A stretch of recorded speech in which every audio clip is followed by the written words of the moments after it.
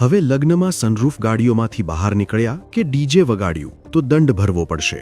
ઠાકોર સમાજે પોતાના નવા બંધારણમાં આ પ્રકારના નિયમો જાહેર કર્યા છે.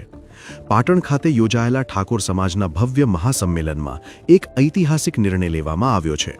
સમાજમાં વધતા જતા દેખાદેખીના ખર્ચને રોકવા માટે નવું બંધારણ ઘડાયું છે, જે મુજબ હવે લગ્ન પ્રસંગોમાં ડીજે વગાડવા પર અને સનરૂફવાળી ગાડીઓમાં વરરાજા કે અન્ય લોકોએ બહાર નીકળવા પર સંપૂર્ણ પ્રતિબંધ મૂકવામાં આવ્યો છે. આ સિવાય જમણવારમાં ફક્ત એક જ મીઠાઈ, મરણ પ્રસંગમાં માત્ર કઢી ખીચડી, મામેરામાં મોંઘા દાગીનાના બદલે રોકડ રકમ, કોઈપણ નશાકારક પદાર્થોના ઉપયોગ પર પ્રતિબંધ, હલ્દી અને અન્ય ભપકાદાર પ્રસંગો પર પ્રતિબંધ, સગાઈમાં 21 અને જાનમાં 100 વ્યક્તિ તેમજ ભાગીને લગ્ન કરનારા કે મૈત્રી કરાર કરનારા યુગલોના બહિષ્કાર જેવા નિર્ણયો લેવાયા. જો કોઈ આ નિયમ તોડશે તો તેને દંડ પણ ફટકારવામાં આવશે.